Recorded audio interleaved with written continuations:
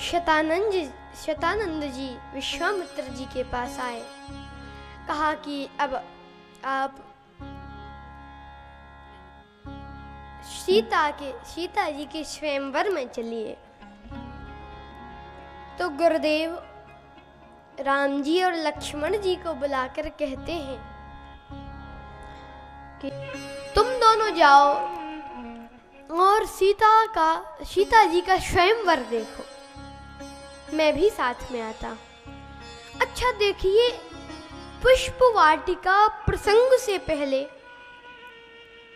तुलसीदास जी ने स्वयंवर शब्द का प्रयोग किया ही नहीं।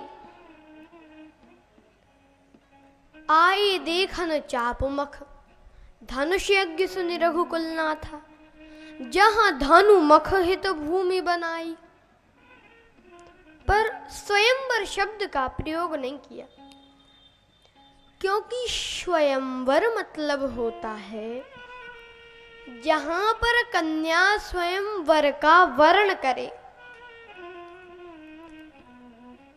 पर ये कोई स्वयंवर थोड़ी कि जो भी धनुष को तोड़ेगा वो त्रिभुवन जय समेत वैदेही विनय विचार करे हरते। जो धनुष को तोड़ेगा चाहे वो कोई भी हो, उसका विवाह करा दिया जाएगा।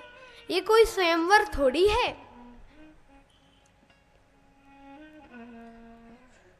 पुष्प वाटिका प्रसंग में श्री राम जी और सीता जी मिले और दोनों ने एक दूसरे का वर्ण कर लिया।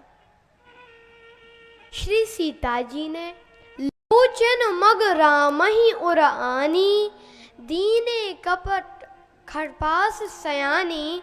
श्री सीता जी ने अपने नेत्रों के मार्ग से राम जी को हृदय में बिठा लिया और फिर नेत्र बंद कर लिए ताकि फिर निकल ना पाए राम जी। और राम जी ने क्या किया? परम प्रेममय मृदु मशिकीनी, चारु चित्त भीति लिख लीनी। परम प्रेम रूपी स्याही अपने हृदय रूपी स्लेट में सीता जी का चित्र बना लिया। तो श्री सीता जी ने जब राम जी का वर्ण कर लिया और राम जी ने जब सीता जी का वर्ण कर लिया, तो फिर बाबा लिखते हैं किसी स्वयंवर देखिए। सी स्वयंवर का शब्द का प्रयोग किया।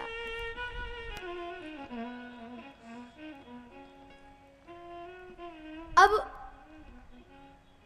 गुरुदेव कहते हैं ईश का हिधों दे बड़ाई।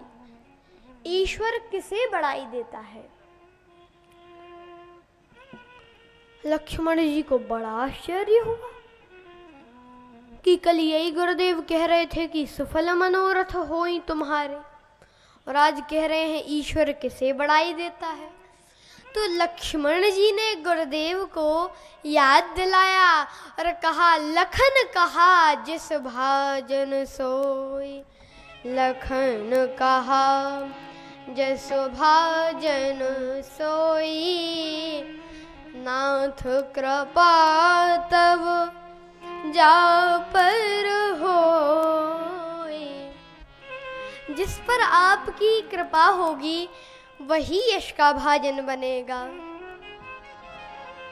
हर्षे मुनि सब बर सुनी बानी,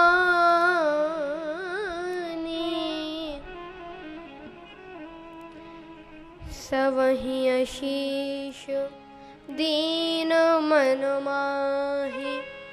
सब मुनियों ने आशीर्वाद दिया।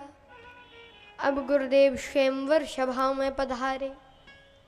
सब मंचन ते मंच एक, सुंदर विशद विशाल। मुनि समेत दो बंधु तहां,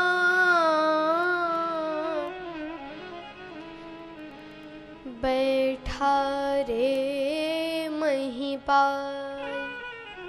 सब मुनियों ने आशीर्वाद दिया। अब उच्च आसन पर आसीन हुए गुरुदेव राम जी और लक्ष्मण जी के साथ। अब राम जी तो एक, देखने वाले अनेक।